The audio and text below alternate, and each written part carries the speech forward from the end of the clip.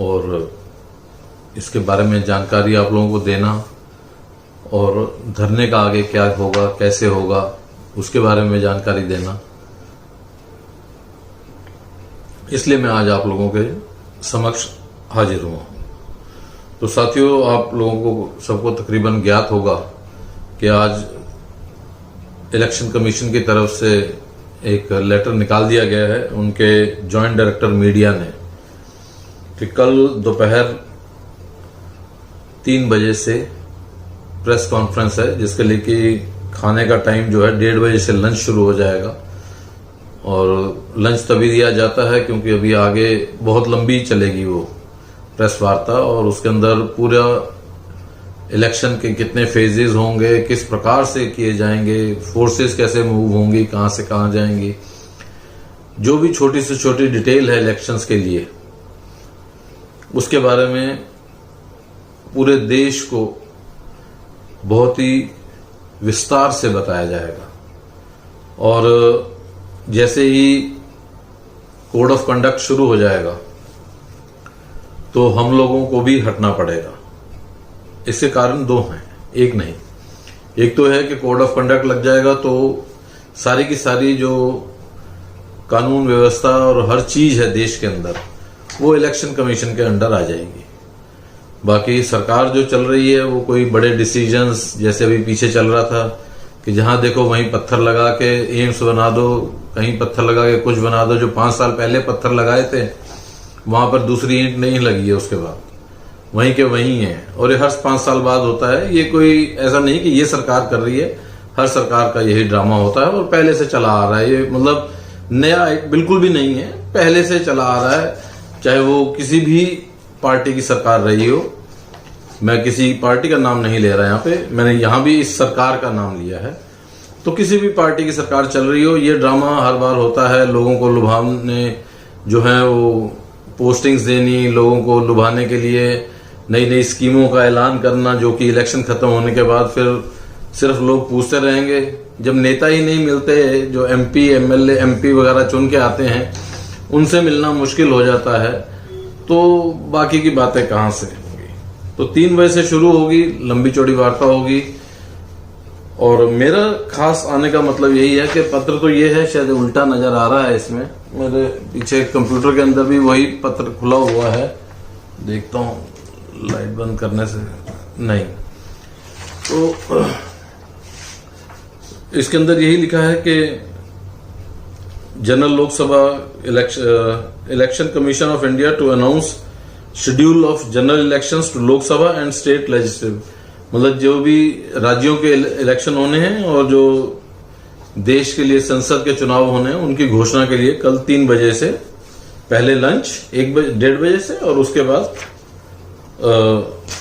Election की details बताई जाएंगी। तो भाइयों, अब बात आती है हमारे धरने की। धरने की जहां बात आती है साथियों, तो ये चीज हम आपको पहले ही बता चुके हैं कि हमारा धरना खत्म नहीं होगा, ये चल रहा है, चलता रहेगा। लेकिन अब चुनावों का महाउत्सव शुरू होने वाला है, तो इस महाउत्सव में भारत का नागरिक होने के नाते हमारी ये पहली ड्यूटी बनती है कि हम भी इसमें भाग लें और बढ़ चढ़कर भाग लें, और अपने जो हमने अनाउंस किया हुआ है कि हमारे साथी जो हैं वो इलेक्शन लड़ेंगे हमारे साबका से, सिर्फ 2 स्थानों पर, और वो भी इसलिए कि ये 2 व्यक्ति हैं जो जवानों के लिए कुछ कर सकते थे। अगर ये अपना हाथ हिलाते, अपनी कलम हिलाते, तो जवानों के लिए ये काफी कुछ कर सकते थे, क्योंकि हमारी मांगे नाजायज नहीं हैं, जायज हैं। ये बात अब आप लोगों को भी समझ आनी शुरू होगी, क्योंकि हम 1 साल से 3 जजों की कमेटी ही मांग रहे हैं 20 फरवरी से, कि हमें 3 जजों की, सुप्रीम कोर्ट के 3 जजों की कमेटी दी जाए। लेकिन क्योंकि सरकार जानती है, पिछली बार ये कर चुके हैं 1 मैन कमीशन के अंदर, वहां भी उन्होंने हमारी मांगों को सही जायज ठहराया, लेकिन 6 साल तक उसे जो है उस रिपोर्ट को टेबल के नीचे रखा इन लोगों ने, आगे नहीं आने दिया, किसी को पता नहीं लगने दिया। और पता नहीं कहाँ CDA वगैरह कहीं से लीक करवाई गई, वो रिपोर्ट किसी को दी गई वहां से। ये तो रही हमारी धरने की बात। अब आती है बात कि धरना अगर बंद नहीं कर रहे तो क्या करेंगे, इलेक्शन में भी भाग लेना है, तो इसलिए धरने को हम डीप फ्रीज में डालेंगे, यानी कि हम कुछ समय के लिए धरने को उठाएंगे। जैसे जिस दिन से आचार संहिता लगेगी, हम लोग जो है अपना धरना बंद समाप्त करके और पूरा का पूरा इलेक्शन मोड में आ जाएंगे।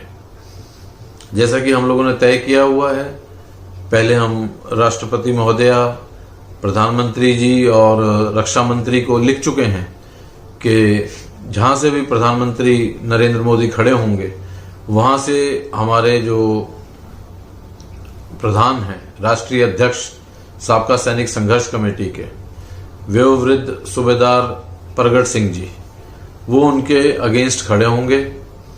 और दूसरे आते हैं हमारे रक्षा मंत्री जी, तो जहां से वो खड़े होंगे वहां से हमारे जनरल सेक्रेटरी वार इंजरी हैं, वार डिसेबल्ड हैं, और नायक हरवाल सिंह जी वो खड़े होंगे, और हम लोग पूरा का पूरा उसी मोड में उतर जाएंगे। और इन सब बातों के साथ एक बात और आती है कि हमें ऐसा इतना क्यों करना पड़ा, ये सब कुछ क्यों हुआ, क्या सरकार, क्योंकि मेन चीज आती है कि सरकार के ऊपर दबाव नहीं होता। अगर कोई 3 जजेस की कमेटी बैठ के भी कोई डिसीजन लेती है, ये सरकार को निर्णय लेना होता है कि वो उसको इम्प्लीमेंट करेंगे कि नहीं करेंगे, या उसको ठंडे बस्ते में डाल के रखेंगे, या उसको नीचे एकदम ही गायब कर देंगे, जैसे कि 1 मैन कमीशन के उसमें किया गया। मगर ये सरकार जानती थी कि वो दबाव इतना ज्यादा पड़ेगा इनके ऊपर, क्योंकि जायज मांगे हैं, नाजायज नहीं है। और इन्होंने जो कुछ किया है इन 10 सालों में, वो इन्हें एक अच्छी सरकार को, जहां प्रधानमंत्री कभी खुद को चौकीदार कहते हैं, कभी कुछ कहते हैं, अभी शायद कुछ परिवार चल रहा है, तो इनको शोभा नहीं देता दोनों को कि जवानों के साथ। आप खुद प्रधानमंत्री कहते हैं मैं चाय बेचता था, गरीब घर से हूं, सब कुछ हूं, लेकिन गरीबों से ही दुश्मनी, जवानों के साथ ही बैर है।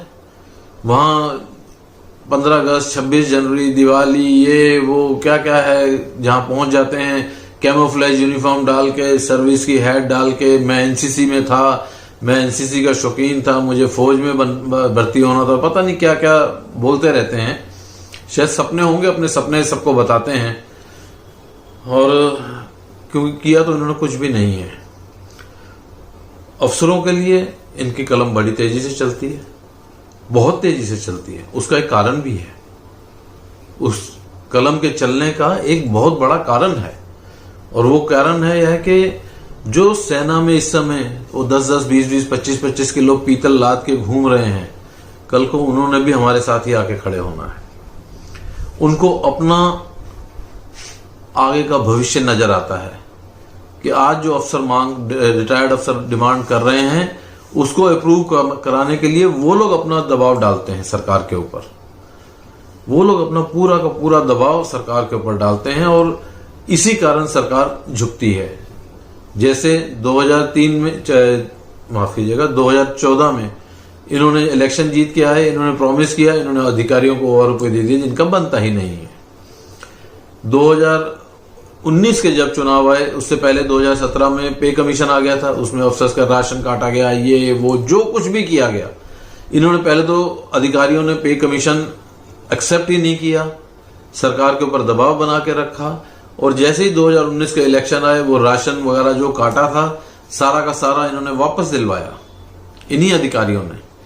ये जो पीतल परेड करते हैं, इन्होंने ही वो सब कुछ उनको दिलवाया। ये जवानों के लिए आज तक अगर इन्होंने काम किया होता, किसी ने भी, जो आज रिटायर्ड भी बैठे हुए हैं, जिनके पीछे हमारे कई जवान घूमते रहते हैं, अगर इन्होंने भी कुछ दबाव उस समय बनाया होता जब सरकार में थे जवानों के लिए, इन्होंने सिर्फ उनको जो है अपना सहायक बना के रख के, और प्लाटून की प्लाटून अपने घर के अंदर कोई दूध लाने वाला और कोई झाड़ू लगाने वाला, कोई गुड़ाई करने वाला, कोई बर्तन मांजने वाला, जवानों के वो हाल करके रखे। ये जवानों का भला कहां से करते? तो इन्होंने कभी जवानों के लिए बात की ही नहीं, हमेशा बात की तो अपने लिए कि हमारे को दे दो, जवानों को हम लपेट के रखेंगे। कारण ये है कि जो अंग्रेजों के जमाने के कानून हैं, किसी भी सरकार ने इसके ऊपर ध्यान नहीं दिया। जब देश आजाद हुआ तो जो अंग्रेजों के कानून थे वो पहला पन्ना फाड़ के फॉरवर्ड जो लिखा होता है, इंडेक्स फॉरवर्ड वगैरह, वो 4-5 पन्ने हटा के अपने नाम के 5 पन्ने ऊपर चिपकाए, पीछे जो है अपना चिपकाया पन्ना लास्ट में, और सेना का कानून तैयार हो गया। तीनों सेनाओं के लिए जो था कानून तैयार हो गया। किसी ने उसको आज तक ढंग से देखा नहीं है, क्योंकि वो कानून जो थे अंग्रेजों के थे भी, गुलाम सैनिकों के लिए थे। क्या आजादी के इतने साल, इतने 75-76 साल के बाद भी हम गुलाम सैनिक हैं? क्या हम गुलाम सैनिक हैं? इसीलिए हम लोग कहते हैं, हमने जो किया हुआ अपने एक्स सर्विसमैन, उसके अंदर जो साबका सैनिक संघर्ष कमेटी है हमारी, उसके अंदर हम साफ कहते हैं ऑफिसर्स आउट ऑफ बाउंड। हम नहीं आने देंगे आपको अपने अंदर, हम एक को भी नहीं आने देंगे। कहावत है, कोई अपने ऊपर ना ले, कि एक गंदी मछली पूरा तालाब खराब कर देती है। हम एक को भी नहीं आने देते। इसी के चलते हमारी बदनामी हुई इस धरने के शुरुआत में, जबकि एक लेफ्टिनेंट कर्नल है शायद TS, रोहतक वगैरह कहीं से जो नेता वगैरह हैं, उनके साला हैं कि जीजा हैं, मुझे नहीं पता, जीजा हैं शायद। तो वो आए जंतर मंतर पे, तो आके हमारा माइक लेना चाहते थे। मैं उस समय तक पहुंचा नहीं था। बहुत इंटरेस्टिंग बात है साहब, आप जानिएगा। अभी उनको वहां से हटा दिया, जो लोग वहां पे मौजूद थे। इतने में मैं पहुंच गया, तो मेरे को भी आके दबाव मेरे ऊपर बनाया गया, जो दोस्त को। मैं कहा नहीं भाई, साबका का तो पहला है वो, आउट ऑफ बाउंड्स। आप नहीं बोल सकते हमारे मंच पे, हमारा माइक आपके लिए नहीं है। हमारी दरी पे आप नहीं बैठ सकते, हमारे स्टूल पे आप नहीं बैठ सकते। सॉरी, हम आपसे चंदा भी नहीं ले सकते। ले सकते क्या? हम लेंगे ही नहीं। तो मैंने कहा ऐसा है, अगर आप इनको कुछ इंटरव्यू वगैरह देना हो किसी पत्रकार को, तो जहां तक हम बैठे हुए हैं इसको छोड़ के उसके बाद सड़क है, सड़क के उस तरफ खड़े हो जाएं, वहां जाके जो भाषण देना चाहें दे लें।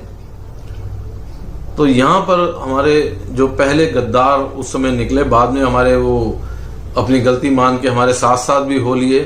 वो एक तो झज्जर से था, ऑनररी कैप्टन AMC का है, दूसरा भी AMC का ऑनररी कैप्टन, जो कि एक वो कोट पैंट टाई वाला जो है, कोई सैनिक वेलफेयर न्यूज नाम की चलाता है। ये दोनों हमारा साबका का जो बैच है उसको अपनी छाती में लगाकर, यहां नहीं रखा, पास में नहीं है, अपनी छाती पर लगाकर उस कर्नल के पीछे खड़े हो गए। और YouTube वाले ने वो पूरा वीडियो बना के डाल दिया, और हमारी इतनी थू हुई। अरे भाई, आप हो चमचे यार, आप नीचे लगे हुए हो उनको, कोई बात नहीं, हमें कोई फर्क नहीं पड़ता, आप जैसे हो वैसे रहो यार, लेकिन हमें क्यों बदनाम कर रहे हो? वहां पे हमारा बैच लगा के आप पहुंच गए और वहां पीछे खड़े हुए ऐसे तन के, जैसे पता नहीं वो 4 फुट 4 इंच का है कर्नल, ये दोनों 5, 9, 5, 10 वाले हैं, ये दोनों उसके पीछे खड़े हुए हैं जैसे उसके कमांडो गार्ड हों। और हमारा बैच लगा के, और पूरे देश भर के पूर्व सैनिकों ने हमें बहुत बुरा भला कहा कि साबका कहती है अधिकारियों को नहीं, इनके खुद अधिकारियों के साथ खड़े होकर ये वीडियो बना रहे हैं और उसका जो है हमको सबको सुना रहे हैं, वीडियो हम देख रहे हैं। लेकिन भाई ऐसा नहीं था।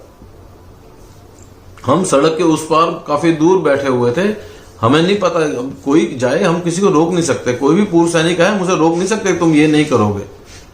सब लोग वॉलंटरली आते हैं हमारे पास, वहां पे कोई जबरदस्ती नहीं लाया जाता जैसे फौज में होता कि जबरदस्ती जाना है तो जबरदस्ती काम करने, नहीं, सब वॉलंटरली आते हैं जो भी जंतर मंतर पर हमारे पास आते थे। लेकिन इन नालायकों ने जो है वहां पीछे खड़े होकर हमारी थू करवाई।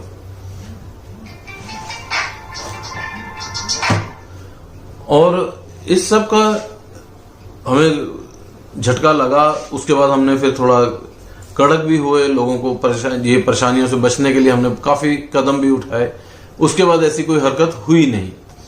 तो मैं बात कर रहा था कि इन अधिकारियों ने हमारे लिए कुछ भी नहीं किया कभी भी। इन्होंने हमारे पे कमीशन के बाद पे कमीशन के अंदर जो है हमारा स्टैंडर्ड जो है डाउन किया जवानों का।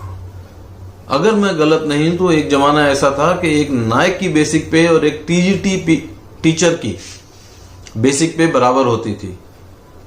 उनकी बेसिक पे जो है, अब मैं जेडब्ल्यू रिटायर्ड हूं, नायब सूबेदार के बराबर, तो अब उनकी बेसिक पे जो है हमारे बराबर है टीचर की, और हमारा नायक वहीं का वहीं है। और एमएसपी मिलने के बाद जो है और एक ग्रेड डाउन कर दिया गया। आप ये मत समझिए कि आपको एमएसपी दूसरों से एक्स्ट्रा मिलती है, नहीं। आप अपने बराबर वालों के पास जाके अगर सिविल के अंदर सेंट्रल गवर्नमेंट एम्प्लॉय से चेक करेंगे तो आप एक ग्रेड नीचे हो गए उनसे। जो आपको एमएसपी मिल रही है वो वहां पर उन्होंने बराबर कर दी, जबकि आपको एक लेवल और ऊपर का पैसा मिलना चाहिए, तनख्वाह मिलनी चाहिए थी, पे मिलनी चाहिए थी। तो इस तरीके की चीजें जो हैं की गई हमारे साथ। किसने की? पे कमीशन के अंदर आर्मी, एयरफोर्स, नेवी का कोई नहीं होता है, लेकिन रिकमेंडेशन सारी की सारी भी आप जो सेना में रहे हैं सब जानते हैं कि पे कमीशन सेल बनता है। फिर वो ड्रामेबाज जो है पे कमीशन में जो होते हैं उनको लेके आते हैं कई यूनिट्स के अंदर, और वहां पर बहुत सारे ड्रामे होते हैं। जैसे मैं एयरफोर्स में था तो वहां पे उस दिन जितने भी टेक्निकल अफसर होते थे हमारे, सारे के सारे वो डांगरी डाल के घूमना शुरू कर देते। एयरक्राफ्ट के पास एयरमैन जो होते थे, जवान जिसे कहते हैं वायु सैनिक, वो टिच जिसे कहते हैं प्रेस की हुई एकदम टर्नआउट वाली कपड़े डाल के खड़े होते थे, जिनके कि रोज वो डांगरी डाल, काली डांगरी डाल के, जो मतलब खाकी रंग की होती थी पुराने जमाने में, और वो काली हो जाती थी तेल और इन सब से, गंदी हो जाती थी एक हफ्ता पहनते पहनते।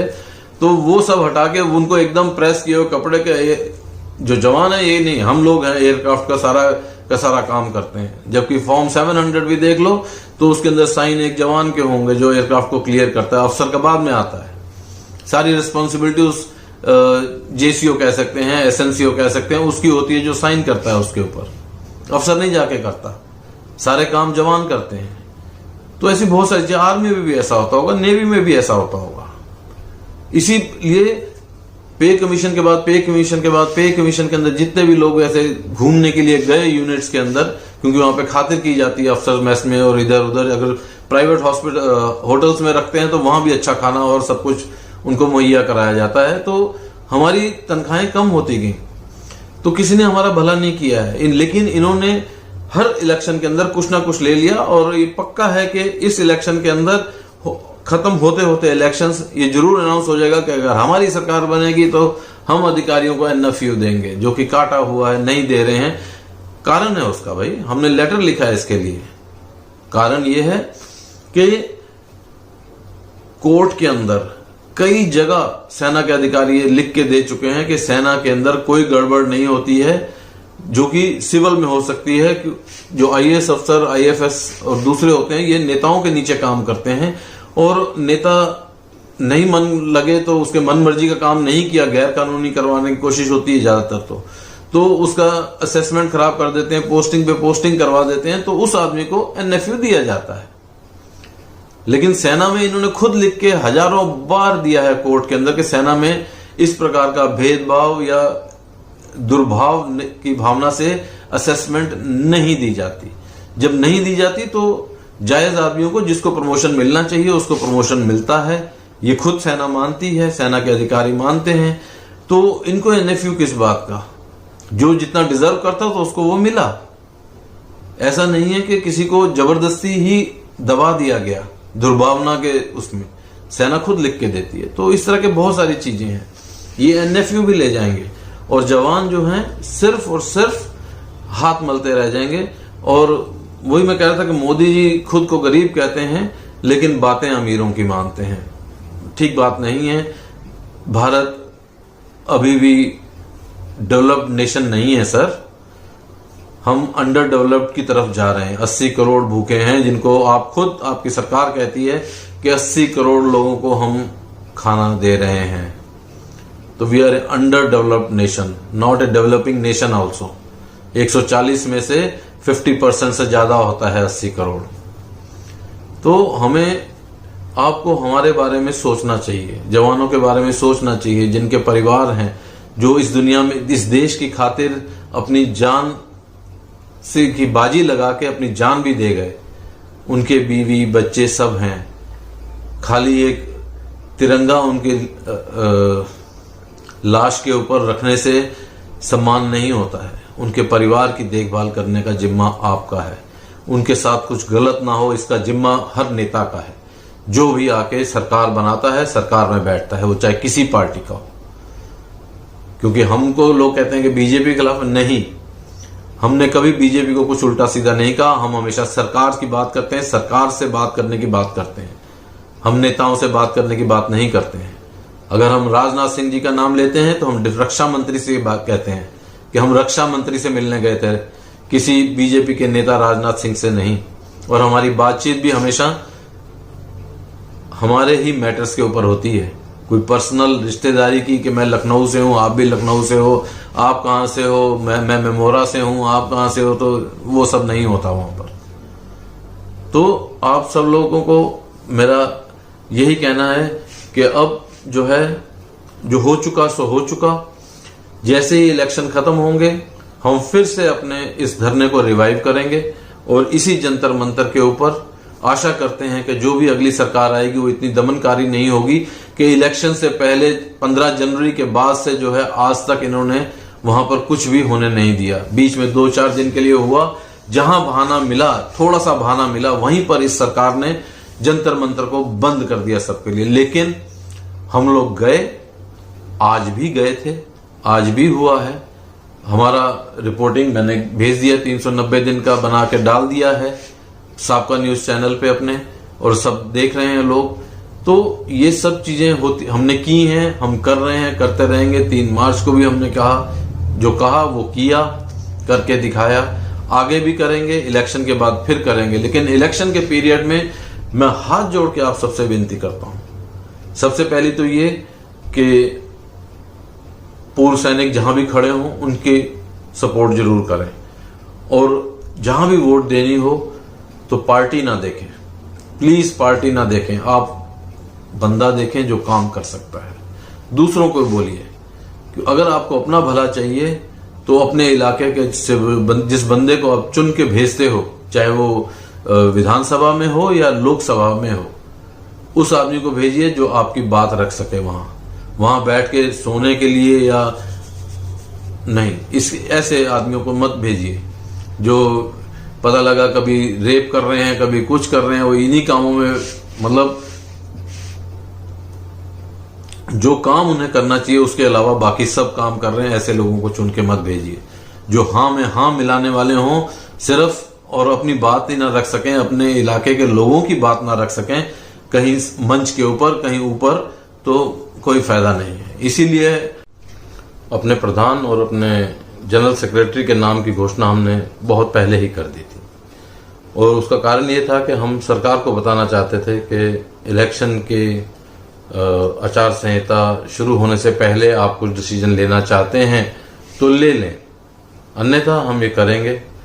और जैसा कि सरकार ने अभी तक पिछले 10 सालों में अपना नजरिया रखा है कि जो भी लोग जिन्होंने भी उग्र प्रदर्शन किए हैं, कहीं कुछ, तो फटाफट उनकी बात मान जाते हैं। हम सैनिक हैं, हम उग्र प्रदर्शन भी करते हैं तो उसके अंदर भी अपनी सीमाओं को बांध कर चलते हैं कि इससे ज्यादा नहीं करेंगे। लेकिन प्राइवेट सेक्टर में ऐसा नहीं होता। जो सिविलियन पब्लिक है वो इस बाउंड्स में नहीं रहती है। वो जब छूट जाते हैं, एक बार ओके मिल गया तो वो सब फैल जाते हैं और कुछ ना कुछ गड़बड़ हो जाती है। क्योंकि हम पहले कहते हैं कि देश के अंदर जो भी संपत्ति है सरकार की, वो हमारे ही पैसे से बनेगी। हमारे देश के हर नागरिक का उसके अंदर सहयोग है, क्योंकि सब टैक्स भरते हैं।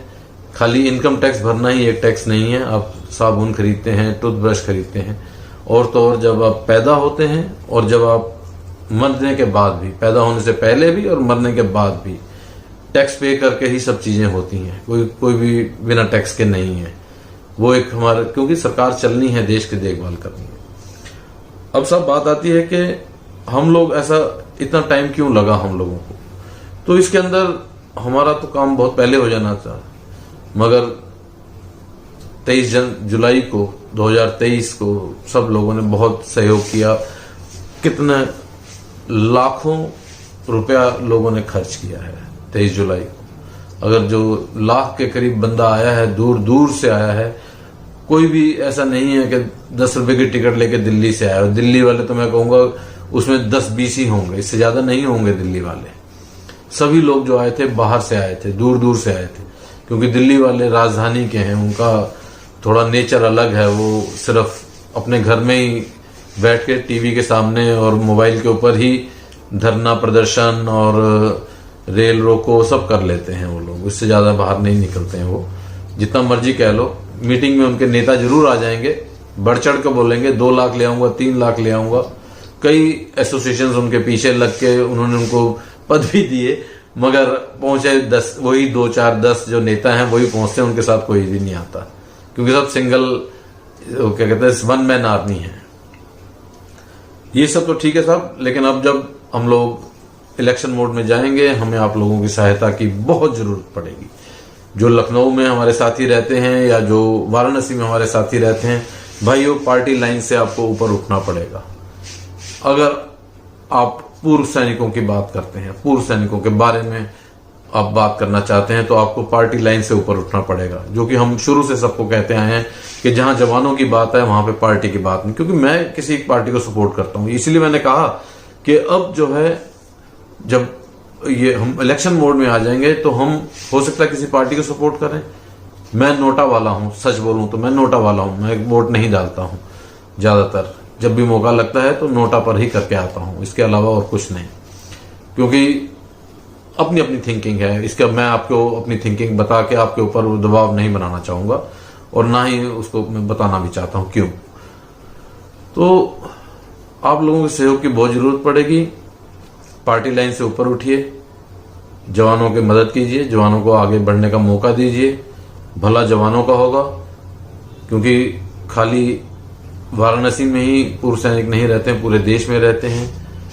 वो सभी देशवासी, देश के पूर्व सैनिक जो भी टाइम स्पेयर कर सकते हैं, जिस समय भी। मैं तो चाहता हूं कि कल जब ये इलेक्शन कमीशन वाले अनाउंसमेंट करें तो वाराणसी और लखनऊ की डेट्स अलग अलग दिन हो, सेम डे ना हो, ताकि जैसे वो उनको पैरामिलिट्री इधर से उधर शिफ्ट करनी पड़ती है, हमारे पास इतनी मैन पावर होगी नहीं, ना ही हमारे पास ऐसे कोई बहुत बड़े पैसा या कुछ है कि हम इतना फास्ट मूवमेंट लोगों का करवा सकें या कर सकें। तो इसलिए अगर अलग अलग डेट्स होंगी तो हमारे लिए बहुत फायदा होगा, हम बंट के काम नहीं कर पाएंगे इतना ज्यादा। तो लोकल जो भी हैं उनकी सपोर्ट की जरूरत है, आगे आइए। हरवाल सिंह जी का नंबर हर जगह आपको मिलेगा, उनसे बात कीजिए। प्रगट सिंह जी से बात कर सकते हैं, मेरे से बात कर सकते हैं, कपिल से बात कर सकते हैं, हम सब लोग हैं, गोपाल जी हैं, हम लोग सब इसके अंदर लगेंगे। क्योंकि फौजी जो है सिर्फ फर्स्ट पोजीशन के लिए दौड़ता है, वो होता है फर्स्ट सेकंड थर्ड, वो सिर्फ सीढ़ी है सेकंड और थर्ड। तो थर्ड सेकंड चढ़ना फर्स्ट के ऊपर ही है। जब एक बार कफन बांध लिया तो बांध लिया, और जीत के ही आना है, लड़ाई जीत की होगी। और इस बार हमने सोच लिया है कि हर डिस्ट्रिक्ट में हमारे आदमी हम खड़े करके रखेंगे, चाहे वो पंजाब में, क्योंकि पंजाब से आ रहे हैं, दोनों तरन तारण से हैं पंजाब से, तो तरन तारण में तो काफी लोगों को हम स्टैंड बाई पे रखेंगे कि वहां से कोई भी डॉक्यूमेंट्स किसी से भी साइन करके चाहिए, कुछ भी चाहिए, फास्टेस्ट मोड क्या है, हर चीज रेडी रखी जाएगी। चाहे अपनी कारें निकालनी पड़े, लोगों को कुछ करना पड़े, सब तैयार हैं। जल्दी से जल्दी जहां से बाई एयर जा सकते हैं, जो भी होगा वो सब किया जाएगा। चाहे जितना हमें रोकने की कोशिश करें, हम नहीं रुकेंगे और हम पहुंचेंगे समय पर। वो जो तेज बहादुर के साथ हुआ वो नहीं होगा। और ये जवान कोई कोर्ट मार्शल नहीं है, याद रखिएगा इनको। आप कहीं किसी ऐसी चीजों में नहीं फंसा सकते कि आप समय निकाल लें। और हम ऐसी कोशिश करेंगे कि हम आखिरी दिन तक इंतजार ना करें, जल्दी से जल्दी अपना नाम दें। मैं थोड़ा तेज तेज बोल रहा हूं, मेरे को आदत नहीं है ऐसा तेज तेज बोलने की, मगर समय बहुत ज्यादा होता जा रहा है, उसके लिए भी तो आप लोगों से बहुत कुछ रहेगा। भाइयों, ये हमारा धरना जो है बहुत जल्दी हमारा खत्म हो जाना चाहिए था, मगर वही है ना कि जब कह के तो आए कि हम जवानों के लिए लड़ने के लिए आ रहे हैं, जब देखा कि पूरे जवानों का ताज सर पे आ गया तो पॉलिटिक्स दिमाग में घुस गई, जवान पीछे रह गए। जिन्होंने ताज सिर पे बैठाया जवानों ने, राठौड़ उसी को भूल गया और पॉलिटिक्स की तरफ बढ़ चला। और अब तो उसने खुद बोल भी दिया कि मेरे जो हैं 3-4 मीटिंग उसकी हुई हैं सरकार के साथ बैकडोर से, जिसका कि मैं जनरल सेक्रेटरी हूँ फेडरेशन का, मुझे तक नहीं पता वो किससे जाके क्या बात करके आया क्या नहीं। हाँ, इतना जरूर उसने मुझे कहा वो राजस्थान में भवानी सिंह कोई है उसकी गोद में बैठता था, उसकी गोद में बैठा रहता था, वहां उछलता था उसके ऊपर। अरे भाई, जवान जवान हैं, उनकी गोद में बैठो, तुम्हें ज्यादा मजे आएंगे अधिकारियों की गोद में बैठने की बजाय। तो बाकी के भी उनके साथ में थे।